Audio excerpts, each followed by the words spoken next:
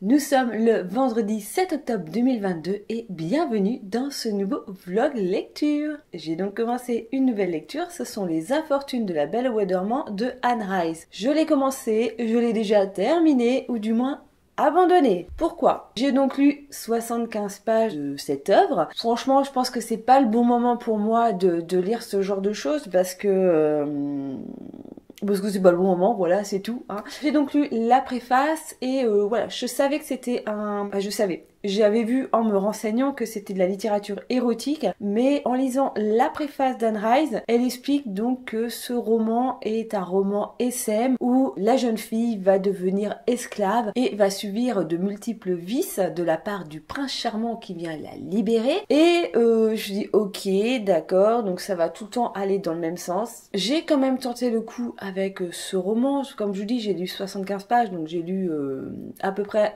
sur Livre Addict, je crois que ça me met 20% du roman. Clairement, j'ai pas un avis objectif en n'ayant lu que 20% du roman, mais dès le début, voilà, le fait que le prince charmant vient de libérer la Belle au Bois dormant, du coup, il considère qu'elle est son esclave et qu'elle doit assouvir tous ses plaisirs. Il est où le consentement? Enfin, je suis pas du tout féministe engagée, quoi que ce soit, je suis même pas féministe du tout. Je suis pour une certaine égalité, sans rentrer vraiment dans les détails. Mais là, ça m'a bloqué parce qu'en fait, la Belle au Bois dormant, il n'y a pas de consentement. On lui demande pas si elle veut bien vivre comme ça. Non, on lui impose parce qu'on l'a réveillée au bout de 100 ans, qu'on a libéré tout son peuple, le roi, tout le château en fait qui était endormi avec elle. De ce fait, le prince considère que elle lui doit sa vie, quoi. Donc rien que ce sentiment-là me gêne énormément et du coup j'ai vachement eu de mal à rentrer en fait dans le délire. Après ça se trouve, peut-être qu'au bout d'un moment la Belle au Bois dormant elle se révolte et tout ou quoi que ce soit. Mais moi dans le début du bouquin, le fait qu'elle se révolte pas et qu'elle ouvre même pas sa gueule et que ok, elle subit tout ce qui se passe et t'es là, ouais. Dans le jeu sexuel en fait qui est mis en place, elle est consentante à tout. Il n'y a aucun moment où elle va se dire ah ouais mais non mais moi j'ai pas envie de faire ça, nanana, ou voilà, ou au moins mettre des bâtons dans les roues entre guillemets au prince. Et non, elle se laisse faire constamment. On lui dit de faire un truc, elle se laisse faire, elle le fait, elle cherche même pas. Donc ouais, c'est particulier et c'est pas forcément que un truc SM, c'est pas ça qui me bloque, c'est qu'en plus, en tout cas dans le début du roman, donc il va ramener Belle dans son royaume, mais Belle doit totalement se balader à poil, tout le monde est habillé, même dans son royaume. Au prince que moi je me suis dit, je vais attendre de voir si quand t'arrives au royaume tout le monde est à poil, tu vois, c'est des naturistes. Et non, pas du tout, tout le monde est habillé, mais la meuf faut qu'elle se balade totalement à poil. Et t'es là, ouais non mais c'est plus du... C'est d'une perversité, voilà, pourtant j'ai lu du Anne Rice, j'ai lu Entretien avec un vampire, Lestat, La Reine des damnés, tout ça. Il y a des scènes de cul dans ces bouquins, mais ça va que là, je sais pas, ça m'a bloqué en fait, alors que normalement, voilà, je suis pas forcément choquée par quelque chose. Je me suis découvert un avis très féministe engagé sur le consentement, c'est particulier quoi. Donc, le consentement c'est très bien, hein, mais j'ai un esprit assez libre et je peux concevoir certaines choses, pas forcément l'accepter moi-même, mais concevoir que ça puisse exister, qu'on puisse vivre comme ça, que voilà, qu'on a des opinions différentes, comme je dis, sans spécialement l'accepter. Mais là, en fait, je l'accepte pas. C'est très con, mais du coup, ça m'a bloqué dans ce roman et je me suis dit, non, je peux pas continuer un bouquin, presque envie de dire, ça me révolte intérieurement de voir cette jeune fille subir autant de choses en si peu de temps d'ailleurs. C'est bizarre. Donc, je pense que peut-être que je le lirai plus tard, à un autre moment. Comme je dis, normalement, c'était ma lecture de l'été. Peut-être que là, c'est parce qu'on est en automne et que j'ai envie de... Qu'elle trucide le prince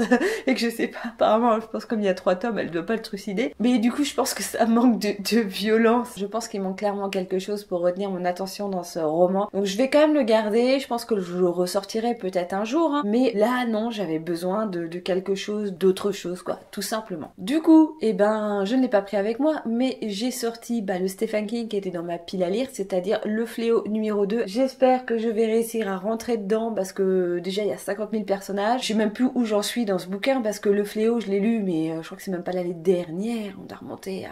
Je pense que ça fait au moins 1 an et demi que je l'ai lu. C'était pas pour le challenge du King en... Ça doit monter, pas l'année dernière, l'année d'avant, donc ça doit faire 2 ans que je l'ai lu, donc j'espère que je vais réussir à revenir dans le récit assez facilement, sachant que j'ai vu que dans les 3 tomes que j'ai des années 90, il n'y a pas de petit résumé au début du tome 2 pour te raconter où on en était dans le tome 1, donc je sais que c'était quand même basé sur plein d'histoires différentes à plein de personnages avec leur histoire. Je connais le thème à peu près du roman, mais je pense que je vais encore aussi avoir du mal à rentrer dedans, à me remettre dedans. J'espère que ça va bien se passer. Eh ben, j'ai envie de dire, on se revoit pour en parler. Several days later. Nous sommes le vendredi 14 octobre 2022 et je reviens vers vous car j'ai commencé ma lecture Le Fléau, le tome 2. Je crois que je vous en ai un petit peu parlé dans la petite partie d'avant, comme quoi j'aurais peut-être un petit peu de mal à reprendre Le Fléau parce qu'en fait, pour faire court, le bouquin a été divisé en 3 parties, c'est pas 3 tomes différents. Donc à la coupure, quand tu reprends le bouquin, bah il n'y a pas forcément des explications de qu'est-ce qui s'est passé avant. Et donc moi, le tome 1, je l'ai lu il y a en 2020, fin 2020, donc ça monte un peu. Donc j'ai eu du mal à me remettre dedans, à savoir où on en était. Franchement, les personnages, je sais même plus qui est qui. En fait, chaque chapitre, c'est un personnage différent. J'ai du mal à me remettre dedans. Voilà, ça parle d'un homme en noir qui se balade dans les rêves. Je m'en souviens pas du tout dans le tome 1, donc voilà. Sinon, là, on a suivi un enfant sourd et muet. J'ai l'impression que ça reprend en fait des personnages que j'ai pas vus avant, parce que j'ai pas souvenir qu'il y avait un sourd et muet dans le tome 1. Mais bon, je me souviens du personnage qui était avec sa femme et qui était en moto. Ça va pas vous avancer beaucoup. Je me souviens vaguement de quelques personnages, donc là il y en a que j'ai pas encore croisés, mais ça devrait pas tarder. Par contre, je me souvenais pas du tout qu'il y avait... Désolée, j'étais interrompue par mon chat. Et maintenant, je crois qu'il y a une bataille de chouka à côté de chez moi. Bref, revenons à nos moutons. Donc je disais que je trouvais ça bizarre que j'avais pas souvenir qu'il restait si peu de survivants dans cette épidémie, parce que voilà, ça parle d'une épidémie, le fléau. Et ouais, je me souvenais pas qu'il restait si peu de monde. Je me souviens bien du début de l'épidémie, tout ça. J'ai pas souvenir de la fin du premier tome. J'avais pas remarqué en fait qu'il restait si peu de monde, parce que là il y a que 2 personnages, ils traversent quelques états et ils rencontrent personne. Donc bon, on verra bien où ça nous mène. Clairement, comme je vous dis, comme ce sont pas des tomes indépendant et que c'est un bouquin coupé en 3, il va vraiment falloir que je lise le tome 3, je pense quasiment d'affilée pour être débarrassée de cette œuvre. Pourtant c'est vachement bien, j'ai pas dit que c'était pas bien du tout, mais pas évident à reprendre en fait le découpage des romans. Voilà, j'ai envie de dire que ça n'a pas été fait à la base pour être découpé, et ce découpage j'aurais pas dû le laisser aussi longtemps dans ma pile à lire, j'aurais dû le lire quasiment juste après avoir lu le tome 1, parce que là ça part un peu au fin fond de ma mémoire. 1 week later. Nous sommes le lundi 24 octobre. Ça fait un bail qu'on ne s'est pas vu parce que j'ai pas trop lu et que j'avais rien à vous raconter. Sur un blog lecture, je pense pas que ce soit un grand intérêt qu'on se retrouve toutes les 10 pages. Sinon, je vous spoil entièrement l'histoire. Donc, on se retrouve pour cette lecture que je n'ai pas encore terminé. Et oui, je suis un escargot de lecture, disons que j'avais d'autres choses à faire, et disons surtout que moi personnellement pour lire j'ai besoin d'avoir 0 souci dans ma vie, de ne penser à rien, d'avoir rien qui m'obsède, qui passe son temps à être dans mon cerveau comme ça, là en alerte. J'ai vraiment besoin d'être vraiment zen, calme pour lire. Sinon, en fait, je ne lis pas. Sinon, voilà, j'ai mes yeux qui sont en train de lire, mais mon cerveau est constamment en train de penser à autre chose. Ça s'appelle un défaut de concentration. Et donc, c'est pour ça que j'ai du mal à lire 1 heure, 2 heures, 3 heures d'affilée. Je suis constamment en train de penser à autre chose. Ou alors, il faut vraiment que le bouquin soit méga passionnant pour que mon esprit soit entièrement concentré sur le livre et en oublie totalement l'environnement, la vie en général, tout ça. Sinon, mon cerveau, il fait sa liste de courses pendant ce temps-là, il fait plein de trucs, quoi, de la vie courante. Bref, tout ça pour dire que donc je n'ai pas encore terminé le fléau numéro 2, mais je me suis quand même bien retrouvée dans l'histoire. Je vous avais dit que j'avais eu du mal à reprendre le fil de l'histoire. Alors, je n'ai toujours pas réellement repris, je serais incapable là d'accorder le numéro 1 avec le numéro 2, parce que le numéro 1, clairement, je m'en souviens que très vaguement. Là, on rentre en fait dans une phase de l'histoire où il y a différents personnages qui se rencontrent et t'as quand même l'impression de reprendre un nouveau bouquin. Si tu te souviens pas de la première partie, je trouve que c'est pas dramatique. Je suis arrivée sur, on va dire ça, 328e page sur 500 pages, et en gros, les gens rêvent de 2 personnages différents. Il y a un homme en noir et il y a une vieille dame noire. Ils voient ces 2 personnes-là dans leurs rêves. Alors, il y en a qui voient l'homme en noir, il y en a qui voient la vieille dame, et en fait, le délire, c'est que ces personnages qui apparaissent dans leurs rêves, leur disent de venir à eux, de venir vers eux. Donc vous pensez bien que du coup, on va suivre différents groupes qui partent vers l'homme en noir, qui partent vers cette femme. On ne sait pas si à la fin il va y avoir un espèce de deux clans, des choses comme ça, sans trop vous spoiler parce que là moi je ne sais pas plus, mais voilà, on part vraiment sur ces deux personnages, on ne sait pas encore qui c'est. Alors moi là où je suis arrivée, je sais qui sont ces deux personnages, l'homme en noir et cette dame. Moi, ce qui m'a marqué, c'est que j'ai l'impression d'être dans Walking Dead. Vous voyez, dans Walking Dead, à chaque fois, c'est des groupes de personnes qui rencontraient d'autres groupes de personnes qui avaient fait une mini-société. J'ai l'impression qu'on se retrouve un petit peu dans ça, dans le fléau. Est-ce que c'est Walking Dead qui s'est inspiré un peu du fléau? Je ne sais pas. Peut-être par rapport à la date à laquelle ça a été écrit, je pense qu'il y a peut-être un petit peu d'inspiration. Donc là, en gros, il n'y a plus personne sur Terre. On va dire, il reste 1% de la population, en tout cas aux États-Unis, parce que l'on ne sait pas ce qui se passe sur le reste de la Terre. Tout de suite, ils ont envie de recréer une mini-société. Donc, un peu comme dans Walking Dead, quand j'ai vu la série, vous avez remarqué que donc il y a des mini-sociétés qui se sont créées, qui sont des sociétés, ça peut être des espèces de dictatures, des espèces de pseudo-démocratie, un petit peu de l'anarchie, voilà, il y a différentes sociétés. Et là, clairement, c'est un peu ce qui se passe dans le fléau. Bon bah voilà, il me reste donc 150 pages à lire. Je pense le finir d'ici la fin de la semaine. Je ne sais pas si on se reverra d'ici la fin de la semaine parce que c'est les vacances de la Toussaint et que j'ai mes belles filles qui arrivent donc à la fin de la semaine. Je les ai toute la semaine prochaine, donc je pense que là je vais pas spécialement pouvoir lire. En tout cas, je vous reprendrai pas et on se verra en gros encore dans une semaine. Donc je pense que ce vlog va être sur un mois ou deux. On verra bien. Pour l'instant, je suis quand même à fond dedans. J'ai réussi à bien rentrer dans les différents récits malgré que, comme je vous disais, je n'ai pas souvenir d'avoir déjà croisé ces personnages. Alors est-ce qu'on les a déjà réellement croisés? C'est ça le truc, c'est que je sais pas si cette partie-là, ce sont des nouveaux personnages qui n'existent pas dans le tome 1, dans la première partie du livre, ou est-ce que c'est la suite réellement?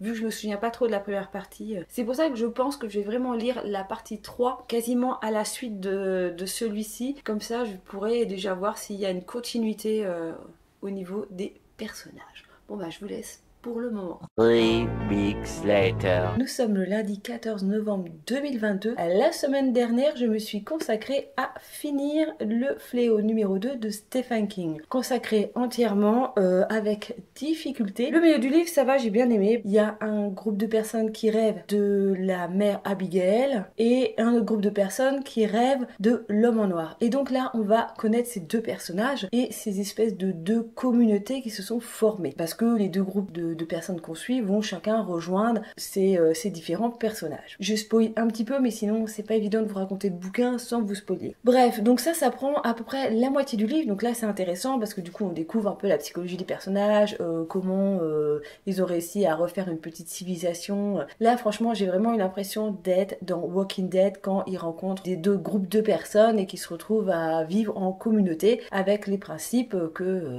dirigés généralement par un psychopathe ou un espèce de dictateur. Et là, on se retrouve un petit peu dans le même délire. Bon, à part avec Abigail, mais on se retrouve un peu dans le même délire. Et j'ai vachement mal à lire, allez, on va dire, combien il y a de pages? Il y a 500 pages. Je dirais 150, 200 dernières pages. Je trouve vraiment dans la création d'une espèce de constitution, un gouvernement, mais un petit peu un truc comme ça, quoi, un peu un Sénat, un truc avec des gens qui ont plus de pouvoir que les autres, on va dire, que ceux avec les gens qui mettent en place les règles de la communauté. Voilà. Et là, j'ai trouvé ça hyper chiant, hyper barbant. Et sur la fin, là, on se retrouve avec des petits événements un petit peu intéressants juste sur la fin pour te donner envie d'aller justement lire le tome 3. Et là, là, ça m'a redonné envie d'aller vers le tome 3. Ça n'a pas été un gros amour, le tome 2. À part si, dans le tome 3, il se passe vraiment des choses de ouf et que je me dis, waouh, finalement, c'est génial ce bouquin. Sinon, je pense que ça va pas être un de mes Stephen King préférés. Clairement, j'ai pas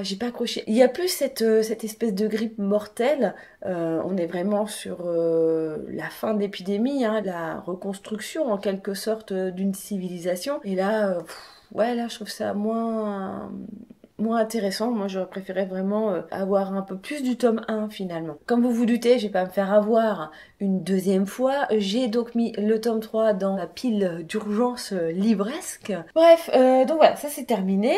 Et du coup j'ai commencé un autre bouquin qui était dans cette pile à lire que je devais finir cet été. Et ben je m'attaque à cette énorme pavasse. Voilà.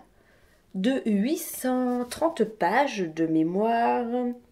Ouais, c'est ça, 820, oui, 830. Ouais, oui, c'est ça, 830 pages. C'est donc Un jardin de sable de Earl Thompson aux éditions Monsieur Toussaint Louverture. Je vais finir par faire une fixette sur cet éditeur, mais en tout cas, voilà. Moi, de toute façon, l'écriture gothique, automatiquement, ça me séduit. Donc voilà, moi, je m'étais vraiment accrochée à la couverture. De quoi que ça cause? Nous sommes au Texas dans les années 30 et nous allons donc suivre Jackie qui est un jeune homme qui est né dans une famille pauvre, on va dire ça. C'est vraiment le bas de la société au Kansas à cette époque-là. Sa mère l'a donc eu avec un jeune homme qui, au moment qu'elle était enceinte, il est parti en prison et quand il est revenu de prison, franchement, il préférait s'occuper de sa voiture que de sa femme et de son fils. Il cherchait pas spécialement du boulot. Bref, il vivait chez les parents de la jeune fille et voilà, le grand-père du petit a fini par péter un plomb et à le foutre dehors. Ce qui n'a pas ravi Jackie, le petit-fils, parce que du coup il s'est retrouvé sans papa. Sans trop vous spoiler,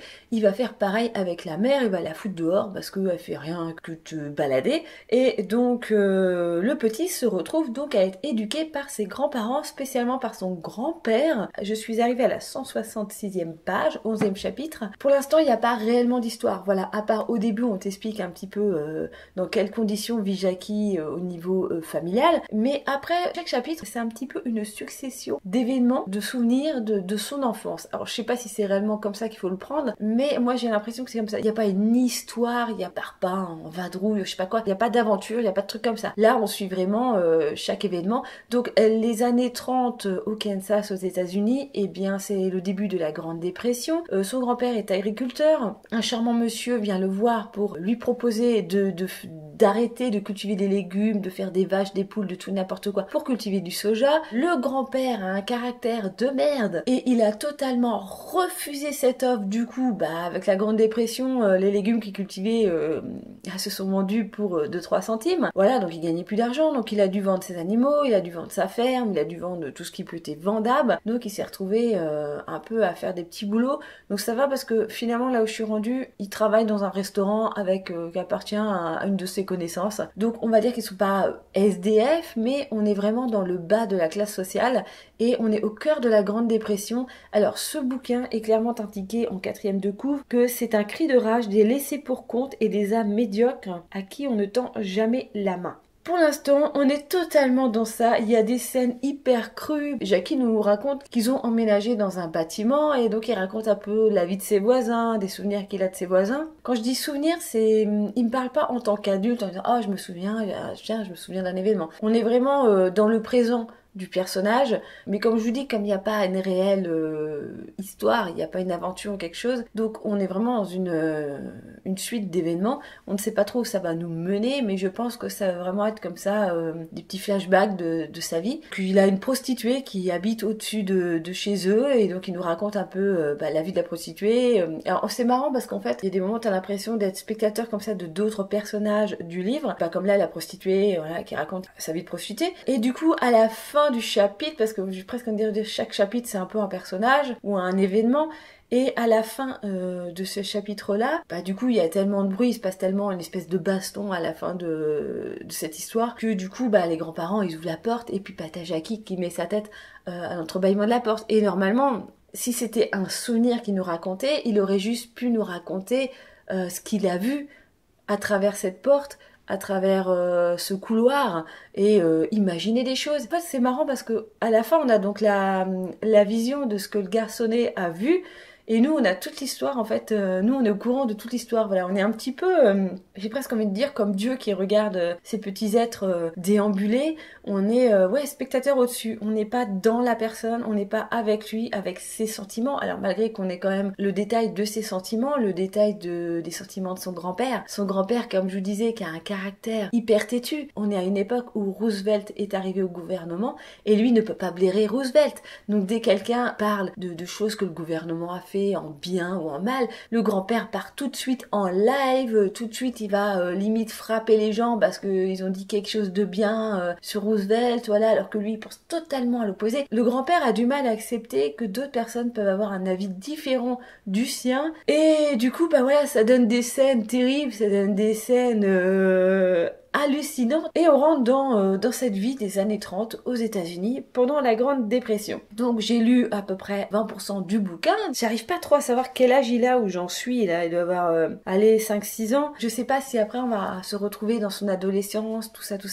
Mais c'est vraiment un témoignage de vie de cette époque-là aux États-Unis et pour l'instant ça me plaît assez bien. Même si je m'arrête de lire ce bouquin pendant 2-3 jours, je pense que j'aurai du mal à retourner dedans parce qu'il n'y a pas d'intrigue. Pour l'instant, on ne sait pas vers quoi ça va aller. Ça te pousse pas forcément beaucoup à la lecture, contrairement à ce que j'ai l'habitude de lire, des thrillers, des choses comme ça, où du coup on dit ouais qu'est-ce qui va se passer, où ça va aller, machin. Que là, c'est le témoignage d'une vie. T'as quand même envie de savoir jusqu'où ça va aller. Donc voilà, donc là j'en suis là. Je pense qu'on va pas se revoir tout de suite. Je pense que je vais vous reprendre peut-être la semaine prochaine, donc ce vlog va être sur une éternité, mais pour vous c'est pas grave, vous ça aura duré 20 minutes. Vous, vu que c'est monté, j'ai presque envie de dire que le point de vue des dates, vous en avez un petit peu rien à faire, parce que vous allez juste voir le cheminement que j'ai dans ma lecture. Je suis même en train de me poser la question si ça a vraiment un grand intérêt que je vous dise à chaque fois quelle date on est, quel jour on est, voilà, donc ça c'est une petite réflexion personnelle, mais bon, bref, tout ça pour vous dire que on se retrouve incessamment sous peu pour vous parler de la suite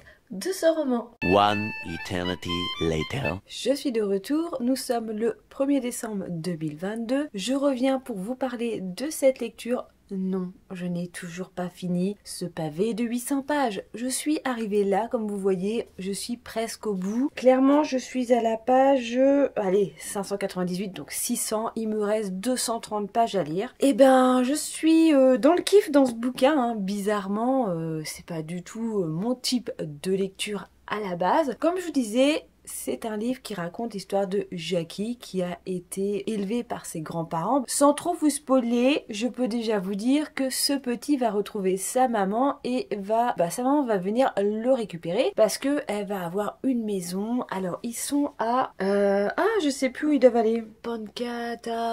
Pantatanas. Donc sa mère habite avec un monsieur avec lequel elle s'est mariée. Cette ville est tout près de Mobile. Alors si vous me suivez, vous devez sûrement vous dire Mobile, ça me dit quand même quelque chose. Donc on est parti du Kansas pour aller dans la zone géographique où a été écrit Blackwater. Alors on est un peu dans les mêmes époques que Blackwater, donc c'est pour ça que j'aime beaucoup ce bouquin là, parce qu'on se retrouve un peu dans la même époque. Donc je vous avais parlé de la dépression, de la Grande Dépression. Alors je vous avais dit que c'était quand même des petits flashbacks, de petits moments comme ça de vie de l'enfant, on va dire entre 4-5 ans. Là je suis arrivée là une dizaine d'années, et comme je vous dis, il a donc retrouvé sa mère. Il est parti vivre avec sa mère. Et là, par contre, chaque chapitre, on est vraiment dans la suite de l'histoire, quoi. Là, on est vraiment arrivé dans un roman classique avec une histoire. Et c'est pour ça que je vous dis que là, on est vraiment dans des pages où ça devient intéressant parce qu'il se passe plein de trucs, il y a plein de rebondissements. On se demande qu'est-ce qui va devenir ce petit garçon, est-ce qu'il va s'en sortir avec sa mère. On est vraiment dans cette vie d'avant où tu étais payé au jour le jour, où il fallait trouver du boulot tous les jours, où c'était pas forcément évident, tu devais payer ton loyer de ta chambre d'hôtel, on peut appeler ça une chambre d'hôtel, j'allais te dire, on est plus près d'un KGB qu'autre chose. Voilà, c'est vraiment une époque où tu vivais au jour le jour et je trouve ça extrêmement intéressant comme lecture de voir comment il va se débrouiller ce petit garçon pour justement survivre. Et puis en même temps ce livre est très appréciable à lire à notre époque. Je trouve que ça nous remet un petit peu l'esprit en place dans cette société actuelle qui est très matérialiste, très capitaliste, où on a toujours envie d'avoir le dernier iPhone à la mode, les derniers trucs. Voilà, même si moi personnellement je suis loin de tout ça, j'essaye justement de vivre avec ce que j'ai. Là, ce type de bouquin te remet encore plus en question parce que tu vois que ce sont des gens, alors je dis pas qu'ils étaient forcément heureux comme ça, mais en tout cas ils savaient trouver le bonheur ailleurs que dans les choses actuelles. Alors chacun fait sa vie, hein, mais je trouve que c'est un très bon bouquin pour te remettre un petit peu en place.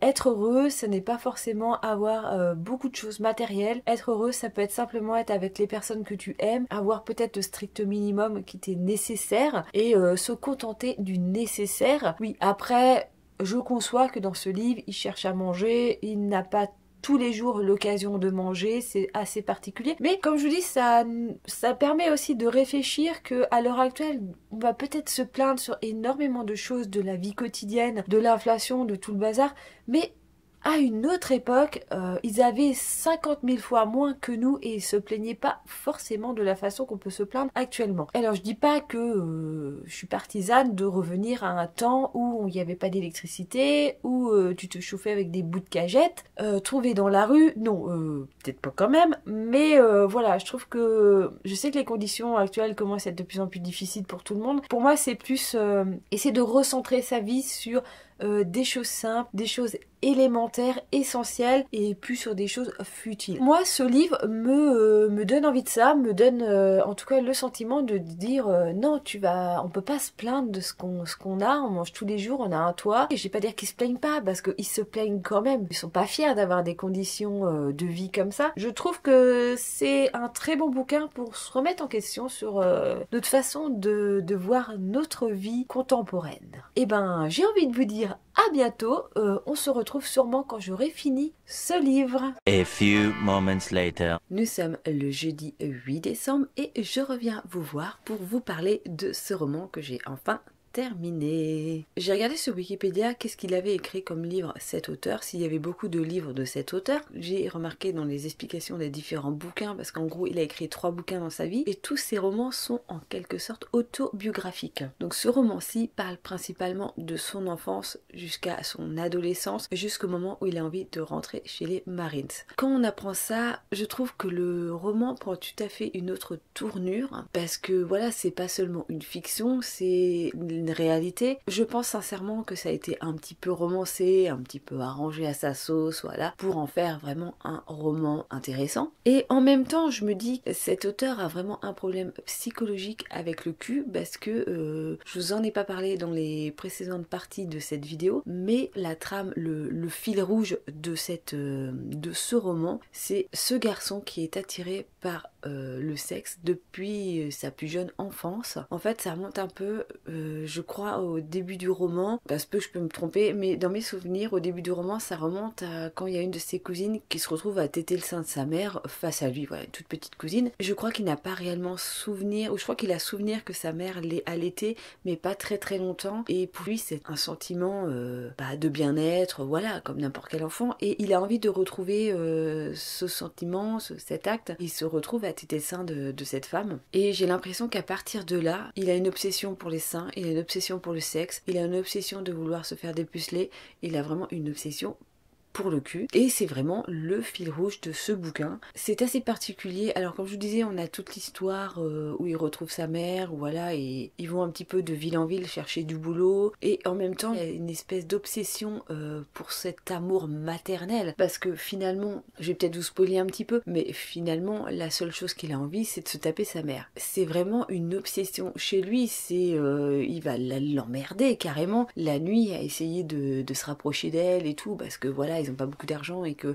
en règle générale ils ont qu'un seul lit, donc il se retrouve souvent à dormir avec sa mère, et il se retrouve un petit peu plein de tentations. Donc l'ensemble du bouquin, sur 800 pages, hein, on a clairement 400 pages de cul, on va dire ça comme ça, parce que c'est pas seulement le cul que lui il a envie de faire, c'est en même temps on a les actes de sa mère avec son beau-père, sa mère avec d'autres personnes. Comme je vous ai dit dans la partie précédente, il y a cette histoire avec cette prostituée qui se fait tabasser, donc on a toute l'histoire. Ce qu'elle veut faire, ce qu'elle veut pas faire avec la personne qui va la tabasser, je vais pas rentrer dans les détails. Tout le bouquin est parsemé de cul. Donc voilà, si vous aimez pas les bouquins de cul, et ben passez totalement à côté de ce roman. Alors sinon, moi j'ai quand même fortement apprécié ce bouquin au point de demander au Père Noël le tome 2 qui s'appelle Tatou. Donc le tome 2, c'est l'histoire d'un autre personnage. Il change de personnage, mais apparemment c'est quand même autobiographique, vu que l'auteur a été Marines, est rentré dans l'armée américaine, et donc il raconte avec un nouveau personnage qui s'appelle la Jack, et il va donc raconter aussi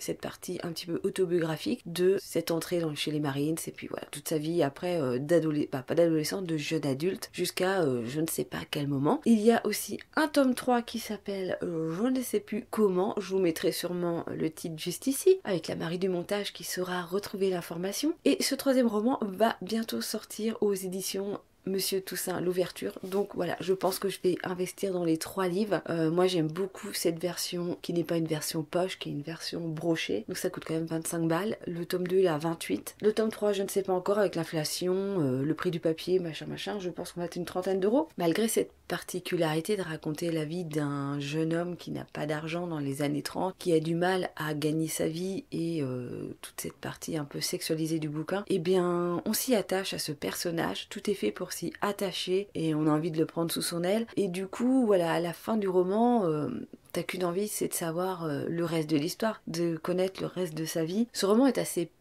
particulier comme je vous dis, mais il est poignant, il est très touchant et je trouve qu'il est extrêmement intéressant à lire, comme je vous disais par rapport au fait de savoir se contenter du peu qu'on a, et en même temps je trouve que c'est vraiment une belle tranche de vie. C'est très bien écrit, malgré qu'au début du roman on se demande un petit peu où on va aller, parce que voilà, il y a quand même une grosse partie où, comme je vous disais, c'est vraiment des souvenirs parsemés comme ça les uns à la suite des autres, et c'est vraiment qu'à la moitié du roman qu'on commence à avoir un fil d'histoire, un cheminement où il part avec sa mère et du coup ils vont de ville en ville. Il y a vraiment voilà, une petite aventure en quelque sorte, mais franchement il est assez addictif, on a vraiment envie de savoir qu'est-ce qui se passe et voilà, je trouve que c'est une très bonne lecture et moi je vous la conseille. Et bien c'est sur cette analyse à demi foireuse de ce roman que je vais vous laisser et que je vais vous dire à bientôt pour un prochain vlog. N'hésitez pas à laisser des petits pouces en l'air, à vous abonner, à activer la petite cloche comme d'habitude et surtout à me dire en commentaire si vous avez lu un de ces romans ou si simplement ça vous a donné envie de les lire. N'hésitez pas, je réponds toujours aux commentaires et ça me fait toujours plaisir d'y répondre. Et bien sur ce, on va se quitter et je vous dis à bientôt pour une prochaine vidéo. Bye bye.